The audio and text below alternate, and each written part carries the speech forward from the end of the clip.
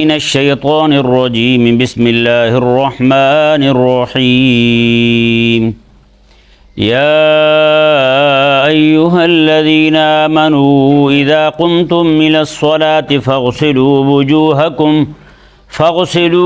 وجوہکم وأیدیکم إلی المرافق وامسحوا برؤوسکم وارجلکم إلی الکعبین وَإِن كُنتُمْ جُنُبًا فَاطَّهَّرُوا وَإِن كُنتُم مَّرْضَىٰ أَوْ عَلَىٰ سَفَرٍ أَوْ جَاءَ أَحَدٌ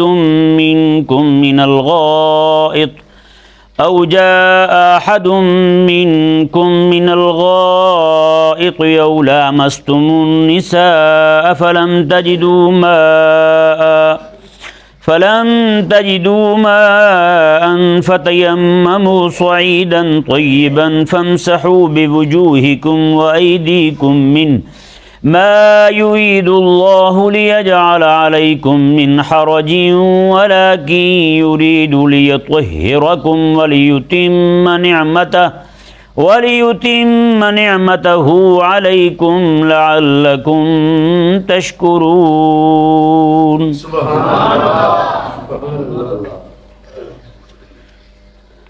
یہ پہلے رکوع کے اندر اللہ تبارک و تعالی نے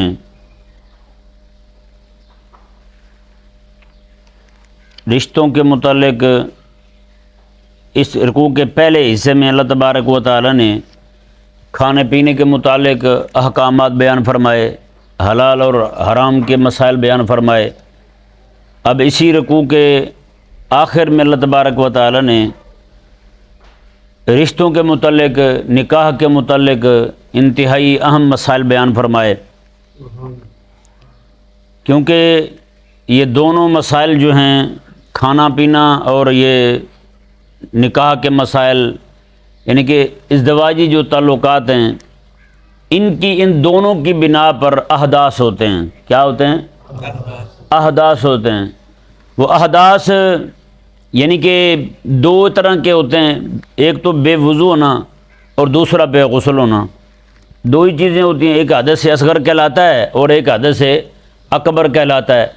حدث اصغر جو ہے اس کے ذریعے بندے کا وضو ٹوٹ جاتا ہے جی، اور حدث اکبر جو ہے اس کے ذریعے بندے کا غسل ٹوٹ جاتا ہے. یہ دونوں چیزیں جو ہیں، یہ ان کے پائے جانے کے سبب، ایک کے پائے جانے کے سبب جو ہے وہ، یعنی دونوں کے پائے جانے کے سبب بندہ نماز کے قریب نہیں جا سکتا، قرآن کریم کو ہاتھ نہیں لگا سکتا. ٹھیک ہے جی. یہ دونوں احداث جو ہیں وہ بندے کے ساتھ واقع ہوتے ہیں. اگر غور کیا جائے، جیسے نکاح کے بعد بندے پر غسل کا فرض ہونا ہے، یہ بھی غسل کا فرض ہونا بھی اگر غور کیا جائے تو دیکھا جائے یہ بھی اصل کھانے کا سبب ہے یا نہیں؟ وہ کھانا کھا کھا کے بندے کے اندر یہ ساری چیزیں پیدا ہوتی ہیں، قوت اشتہا جو آتی ہے وہ بھی اسی وجہ سے آتی ہے. بہرحال یہ دو چیزیں جو ہیں، دونوں حدث یہ پیدا ہوتے ہیں جن دو چیزوں کی وجہ سے. وہ دو چیزیں جو ہیں وہ ایک تو ازدواجی تعلقات ہیں اور دوسرا کھانا پینا ہے. آپ جتنے بھی حدث ہیں دیکھ لیں اور اس کے اسباب دیکھ لیں، جس وجہ سے حدث ہو رہا ہے بندے کو، وہ سارے کے سارے اسی پہ آ کے ختم ہوں گے، ان دو چیزوں پر ہیں جی. وہ چاہے پیشاب ہو، پخانہ ہو، خروج ری ہو، وہ جو بھی ہو ہیں جی، وہ مزی ہو، منی ہو، وہ جناب جو بھی صورت بنے اس کی، یعنی کہ حدث اصغر کی ہو یا حدث اکبر کی ہو، ان دونوں صورتوں کے بعد جس چیز کی ضرورت آتی ہے خلاق کائنات نے آج اس چیز کا بیان فرمایا ہے. یعنی جو ہم پڑھیں گے آج اس چیز کا بیان ہے. ان دونوں حدثوں کو دور کرنے کے لیے، اسے زائل کرنے کے لیے آج جو رب تبارک و تعالی نے حکم دیا ہے وہ ہم پڑھیں گے. یہ ذہن میں رہے کہ اللہ تبارک و تعالی نے یہاں پر یا ایھا الذین آمنوا سے خطاب شروع فرمایا ہے. کس سے خطاب شروع فرمایا ہے؟ یا ایھا الذین آمنوا سے خطاب شروع فرمایا ہے. پیچھے جو ہم نے پڑھا ہے سارا، اس دو مسئلے اہم بیان فرما کے رب تبارک و تعالی نے یہ بات عیاں فرما دی. ان دونوں کا تعلق جو ہے، کھانے پینے کا تعلق ہو، چاہے میاں بیوی کا تعلق ہو، دونوں کو مسائل بیان کر کے، کیونکہ یہ دونوں چیزیں جو ہیں یہ بندے کو ملکیت سے دور لے جاتی ہیں۔ ملکیت سے، ملک فرشتے کو کہتے ہیں، ملک بادشاہ کو کہتے ہیں، یہ ذہن میں رہے۔ ملک کسے کہتے ہیں؟ فرشتے کو، اور ملک بادشاہ کو کہتے ہیں۔ آج کل ہمارے دوست جو نے ایک دوسرے کو ملک کہہ رہے ہوتے ہیں، ملک صاحب کیا آ رہا ہے، اسے ملک نہ کہیں، اسے ملک کہیں۔ ملک بادشاہ کو کہتے ہیں اور ملک فرشتے کو کہتے ہیں۔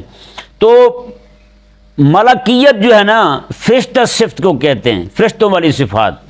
یہ دو چیزیں جو ہیں وہ بندے کو اس صفت سے دور لے جاتی ہیں، کیونکہ رب تبارک و تعالی جو ہے وہ بندوں کو یعنی کہ ان پاکیزہ صفات کی طرف لانا چاہتا ہے، یعنی کہ ان کے اندر فرشتوں والی صفات آئیں۔ جیسے فرشتے جو ہیں وہ ہمہ وقت اللہ تبارک و تعالیٰ کے حکم پر لبیک کہنے کے لیے کھڑے ہوتے ہیں۔ لا یعصون اللہ ما امرهم ویفعلون ما یؤمرون، اللہ تبارک و تعالیٰ کا ہر حکم مانتے ہیں، رب تعالیٰ کی نافرمانی نہیں کرتے۔ تو رب تبارک و تعالیٰ یہ چاہتا ہے کہ بندوں کے اندر بھی ملکیت آئے، یہ صفت بندوں کے اندر بھی آئے، ان کی طبیعت کے اندر، ان کے نفوس کے اندر آئے۔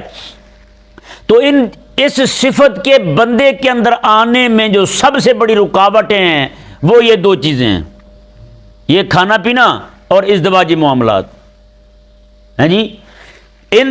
اب یہ دونوں چیزیں جو ہے نا، یہ دونوں یہ دائی ہیں، بہیمیت کی طرف لے جاتی ہیں۔ بہائم جانوروں کو کہتے ہیں، جانوروں والی صفات، یعنی یہ دونوں چیزیں جو ہیں، یہ دو جو باتیں آپ کے سامنے بیان ہوئی ہیں، یہ دونوں چیزیں انہی صفات کی طرف لے کے جانا چاہتی ہیں۔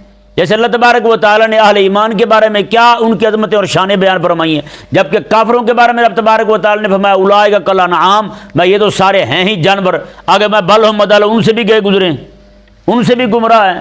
تو اس لیے یہ انسان جو ہے اللہ تبارک و تعالیٰ کی اطاعت میں آ جائے تو اس کا مقام، اس کے اندر ملکوتی صفات پیدا ہو جاتی ہیں، فرشتوں والی صفات پیدا ہو جاتی ہیں۔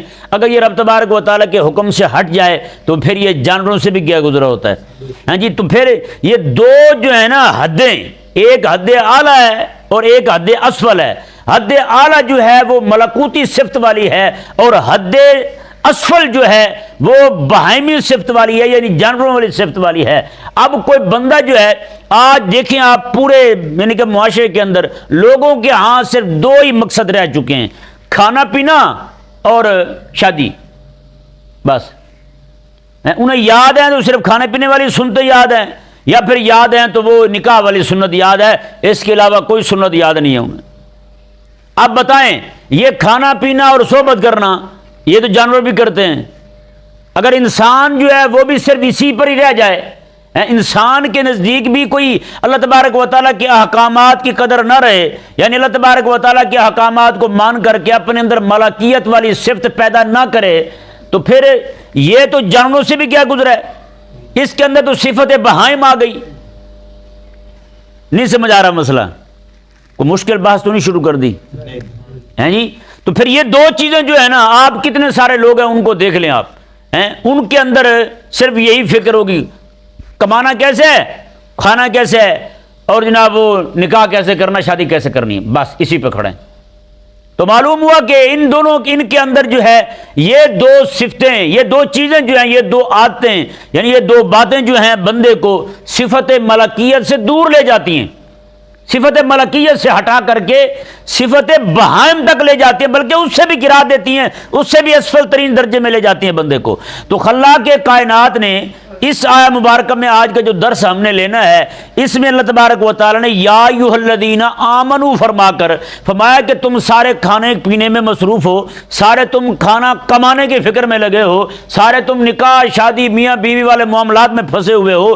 اللہ تبارک و تعالی نے فرمایا یا ایھا الذین آمنوا کہہ کر یہ خطاب کر کے انتہائی پیارا خطاب ہے، یہ رب تبارک و تعالی کا محبت بھرا انداز ہے کہ اپنے ماننے والوں کو یا ایھا الذین آمنوا کہہ کے خطاب فرماتا ہے۔ جی یا ایھا الذین آمنوا، ایمان والو، ایمان والے کا مطلب کیا ہے؟ یہ بار آپ کے سامنے بیان کر چکا ہوں کہ بندہ مومن نے جب یہ معاہدہ کیا رب تعالیٰ کے ساتھ، یا لا الہ الا اللہ محمد رسول اللہ، اب یہ معاہدہ ہو گیا۔ اس معاہدے کا مطلب یہ نہیں ہے کہ لا الہ الا اللہ محمد رسول اللہ پڑھ لیا میں نے تو اب میں لا الہ الا اللہ محمد رسول اللہ صرف جنازے پر ہی پڑھوں گا، کوئی مرے گا تو اس کے قبر پڑھو لا الہ الا اللہ وہی پڑھوں گا میں، نہ میں یہ نہیں ہے، میں کہ یہ نہیں ہے یہ کوئی فوت ہو گیا تو اس کی کلخانی پہ گٹھلیوں پہ لا الہ الا اللہ پڑھوں گا میں، نہ لا الہ الا اللہ کا معنی یہ ہے مولا میں نے تیرے ساتھ معاہدہ کر لیا ہے، اب سمعا و طاعہ میں نے تیرے ساتھ معاہدہ کر لیا ہے، میثاق کر لیا ہے، اب تیرا جو بھی حکم آئے گا بس میں سنتا جاؤں گا، و طاعہ اور مانتا جاؤں گا، سمعنا واطعنا، بس بات اتنے پہ ختم ہے، سمعنا سن لیا ہے، واطعنا مولا مان بھی لیا ہم نے، مان چکے ہیں، اپنی سر تسلیم خم کر لیا ہم نے۔ تو یہ عہد جو تھا بندہ مومن کا رب کے ساتھ، یا ایھا الذین آمنوا کہہ کر خالق اور مالک نے وہی عہد یاد دلایا ہے۔ اللہ اکبر کبیرہ، یعنی رب تبارک و تعالی نے فرمایا کہ ان دونوں باتوں میں کھانے پینے میں اور ان معاملات میں کھو کر کے تم یہ نہ ہو کہ میرا عہد ہی بھول جانا، وہ کلمے والا جو تم نے میثاق کیا تھا اسے ہی چھوڑ دینا، میں اسے نہ چھوڑنا۔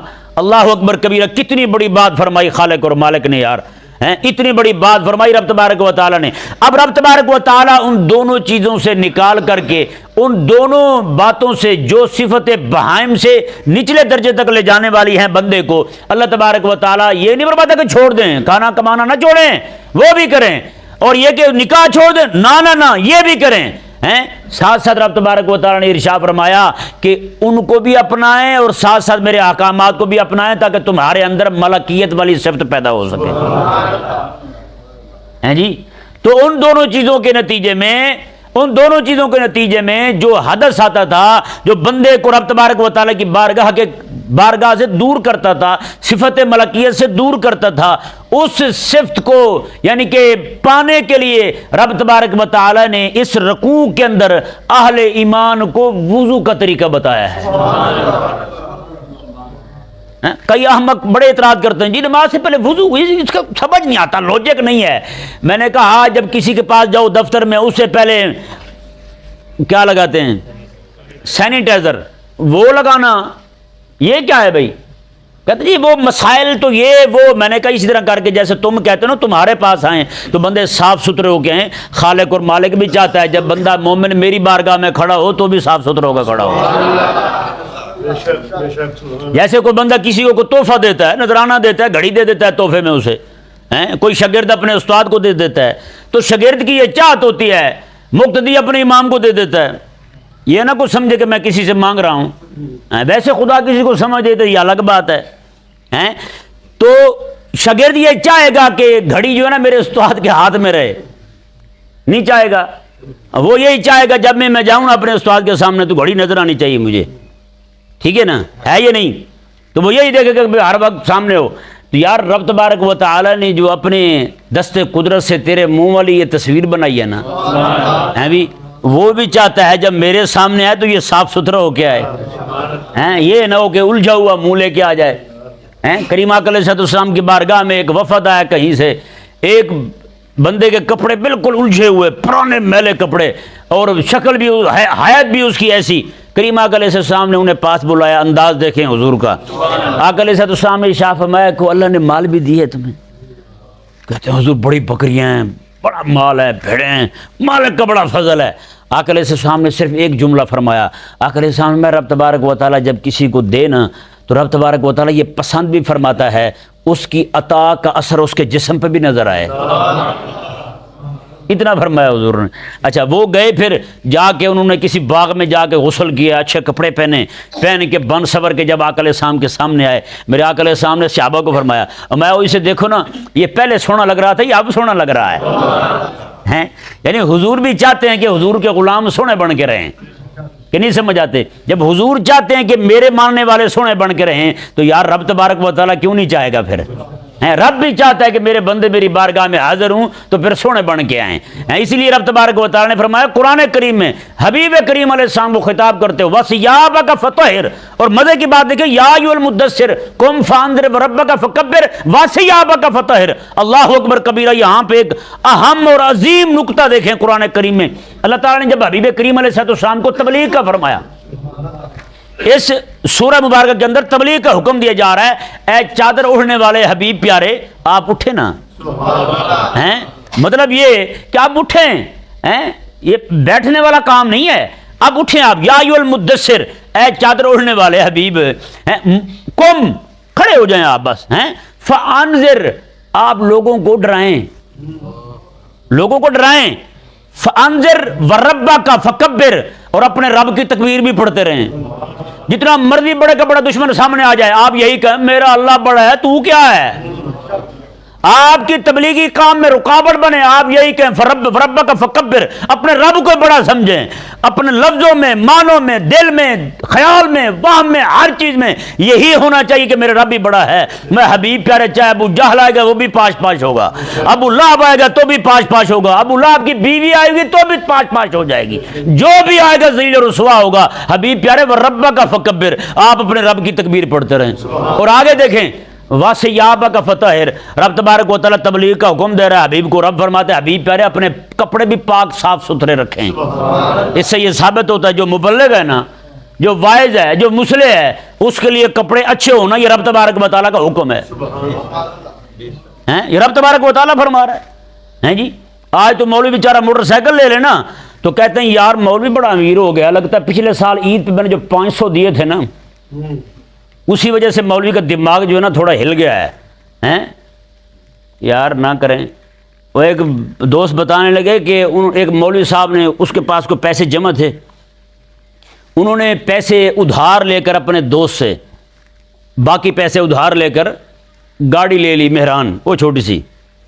تو کہتے ہیں جب دوسرے دن مسجد کے لوگوں کو پتہ چلا کہ مولوی صاحب کے پاس تو گاڑی آ گئی ہے, انہوں نے مولوی صاحب کی تنخواہ کم کر دی.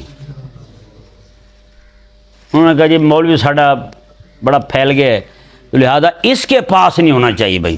ہاں مولوی صاحب کو گڈی نہ یہ نہیں ہونی چاہیے. یار کیا کرتے ہیں, مرید چاہتا ہے کہ میرا پیر امیر ہو, مرید چاہتا ہے میرا پیر امیر ہو, لاکھوں روپیہ پیر کو دے دیں گے, اور پیر کے کتے بھی ملائی کھا رہے ہیں یار.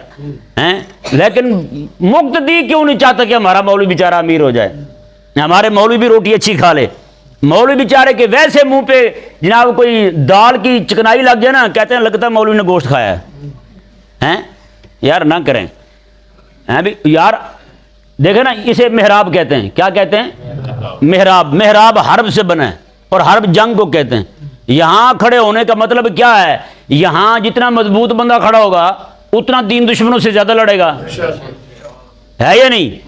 تو یار ایک آپ واحد, یعنی میں آپ کو نہیں کہہ رہا, عمومی بات کر رہا ہوں پوری دنیا کے مسلمانوں کو, کہ آپ ہی واحد لوگ ہیں جو یہ چاہتے ہیں کہ یار ہمارا جو سپہ سالار ہے وہ کمزور ہو, جبکہ آپ اپنے ملک میں جو سپہ سالار رکھتے ہیں اسے تو آپ بڑے بڑے جزیرے لے کے دیتے ہیں. آپ تو اتنے کریم ہیں ماشاءاللہ, اتنے آپ سخی ہیں, ان کسی کو دبئی بھیج دیتے ہیں, کسی کو کہیں بھیج دیتے ہیں. تو یار یہ مولوی بھی آپ کا سپہ سالاری ہے یا نہیں؟ یہ واحد سپہ سالار ہے جو بیچارہ روٹی بھی کھا لینا دال والی, اس پہ بھی اعتراض ہوتا ہے نا یار. خالق و مالک نے ارشاد فرمایا جی اب دیکھیں یہ رب تبارک و تعالی نے اس حدث کو دور کرنے کے لیے جو طریقہ تعلیم فرمایا وہ کیا ہے جی. یہ دیکھیں یا ایھا الذین آمنوا, ایمان والو, اذا قمتم الی الصلاۃ فاغسلوا وجوہکم, میں جب تم نماز کے لیے کھڑے ہو تو فاغسلوا وجوہکم, تو تم نے اپنے چہروں کو دھونا ہے. کیا کرنا ہے؟ چہروں کو دھونا ہے. آگے جتنے بھی چیزیں بیان ہو رہی ہیں انہیں وضو کہتے ہیں شریعت کی اصطلاح میں. کیا کہتے ہیں انہیں؟ وضو کہتے ہیں. ان تمام چیزوں کے مجموعے کو وضو کہتے ہیں, ان تمام چیزوں کے مجموعے کو وضو کہتے ہیں. تو خالق اور مالک نے ارشاد, اب یہاں پہ ایک بات ذرا اور غور سے سنیں. رب تبارک و تعالی نے فرمایا یا ایھا الذین آمنوا اذا قمتم الی الصلاۃ, جب نماز کے لیے کھڑے ہو وہ تو وضو کرو. اب کیا خیال ہے, 4 سنتیں پڑھی وضو لازم, اس کے بعد 4 فرض پڑھے تو وہ بھی نماز ہے, اس کے لیے پھر وضو لازم, اس کے بعد پھر 2 سنتیں پڑھی اس کے لیے پھر وضو لازم، بندہ جا کے وضو کر رہا ہے. پھر 2 نفل پڑھے وہ بھی نماز ہے، اس کے لیے پھر جا کے بندہ وضو کر رہا ہے. اس کا کیا مطلب ہے؟ رب تعالیٰ نے فرمایا اذا تم جب بھی نماز کے لیے کھڑے ہو وضو کرو ہیں.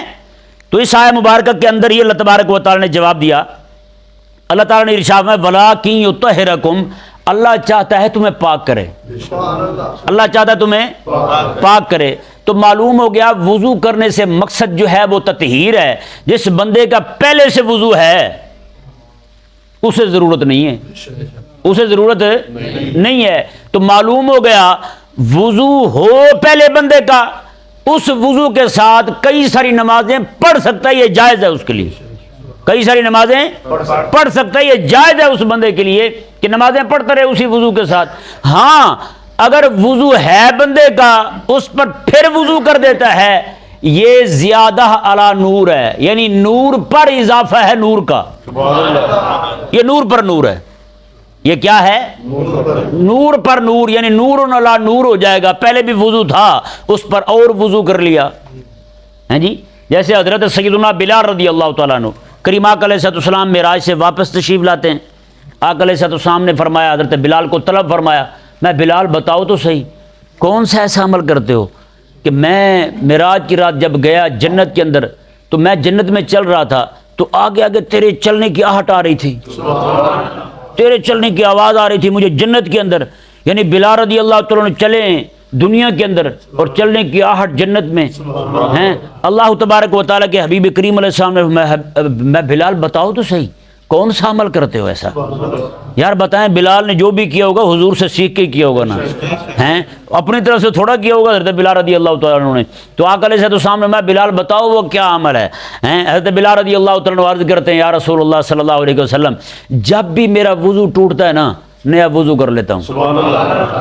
علماء فرماتے ہیں جو بندہ چاہتا ہے نا میرا خاتمہ بالخیر ہو اپنا وضو قائم رکھے، وضو ٹوٹے پھر کر لے، وضو ٹوٹے پھر کر لے. اللہ تبارک و تعالیٰ وضو کی برکت سے اس کا خاتمہ بالخیر فرمائے گا. بتائیں. اور حضور فرماتے جو بندہ رات کو وضو کر کے سوئے نا عشاء کے وقت، فرمایا کہ جب بھی پہلو بدلے گا اللہ تبارک و تعالیٰ کے فرشتے جو ہے نا، بلکہ فرشتے کی رب ڈیوٹی لگا دیتا ہے، وہ اس کے پاس کھڑا ہو کے ساری رات اس کے لیے بخشش کی دعا مانگتا رہے.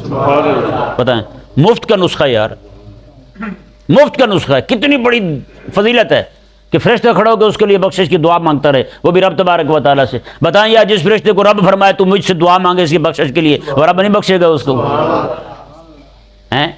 یہ خالق اور مالک کا کرم ہے. تو کریم آقا علیہ السلام کی بارگاہ میں عرض گزار ہو یا رسول اللہ صلی اللہ علیہ وسلم جب میں بے وضو ہوتا ہوں نا تو وضو کر لیتا ہوں، اور جب وضو کرتا ہوں تو اللہ تعالیٰ کو راضی کرنے کے لیے 2 نفل پڑھ لیتا ہوں، اس بات پر کہ مولا تو نے مجھے توفیق دی وضو کرنے کی. ہیں بس یہی عمل ہے. آقا علیہ السلام نے میں بس تیرے اسی عمل نے تیری جوتوں کی آہٹ تک کو جنت میں پہنچا دیا ہے. اب بتائیں نا یار جو بندہ صرف 2 وضو کرے ہمہ وقت وضو سے رہے اور 2 نفل پڑھ لے تو اس کا مقام یہ ہے کہ اس کے چلنے کی آہٹ جنت میں پہنچ جائے. تو جو بندہ پھر رب تعالیٰ کے فرائض ادا کرے ہیں، رب تبارک و تعالیٰ کے باقی احکامات پورے کرے، وطر پڑھے، فرض پڑھے، پھر تراویح پڑھے، پھر چاشت پڑھے، پھر اشراق پڑھے، اللہ تبارک و تعالیٰ کی یاد میں رہے ہمہ وقت ہیں جی، پھر باوضو رہے بندہ اللہ تبارک و تعالیٰ کو یاد کرتا رہے. تو بتائیں یار ہیں یہ آقا علیہ السلام کے بارے میں صحابہ نے اتنا تک فرمایا ہے کہ آقا علیہ السلام نے وضو آقا علیہ السلام نے یعنی کہ کرنا تھا فوراً آقا علیہ السلام نے پہلے تیمم کیا، بعد میں پانی منگوا کے وضو کیا. یعنی اتنی دیر بھی آقا علیہ السلام بے وضو نہیں رہے. اتنی پانی کے آنے تک بے وضو رہنا حضور نے پسند نہیں فرمایا. اندازہ لگا یعنی کوئی بھی حالت ہو بندے کی تو بندہ جو ہے نا وہ بے وضوئی کی حالت میں نہ رہے. اتنی بڑی فضیلت اور اتنی بڑی عظمت ہے باوضو رہنے کی، اتنی بڑی عظمت ہے. اور اللہ تبارک و تعالیٰ نے یہاں جو ارشاد فرمایا نا جب بھی تم نماز کے لیے کھڑے ہو تو وضو کرو، تو اس کا مطلب یہ ہے کہ جب بھی کھڑے ہو وضو کرنا فرض نہیں ہے. وضو ہونے کی صورت میں دوبارہ وضو کرنا فرض نہیں ہے. ہاں اگر آپ کر لیتے ہیں وضو ہونے کی صورت میں تو یہ نور علی نور ہو جائے گا. جی یہاں پر سیاق و سباق کو دیکھتے ہوئے یہاں پہ ایک شرط ماننی پڑے گی. اذا قمتم الی الصلاۃ فرمایا کہ اذا انتم محدثون میں کہ جب تمہیں حدث لائق ہو، جب نماز کے لیے کھڑے ہونے لگو اور تم بے وضو ہو تو وضو کر لو. سمجھ آ گیا؟ یہ عبارت یہاں پہ مقدر ماننی پڑے گی، تو بالکل یہ جو اشکال آ رہا تھا کہ ہر نماز کے وقت وضو کرنا فرض ہے وہ ختم ہو جائے گا۔ فرمایا کہ تم جب نماز کے لیے کھڑے ہونے لگو اور تم بے وضو ہو تو وضو کر لو، تم کیا کر لو، تم وضو کر لو تم۔ باقی انشاءاللہ عز و جل اس پر گفتگو کل کریں گے۔ اللہ تبارک و تعالی سمجھنے کی توفیق عطا فرمائے۔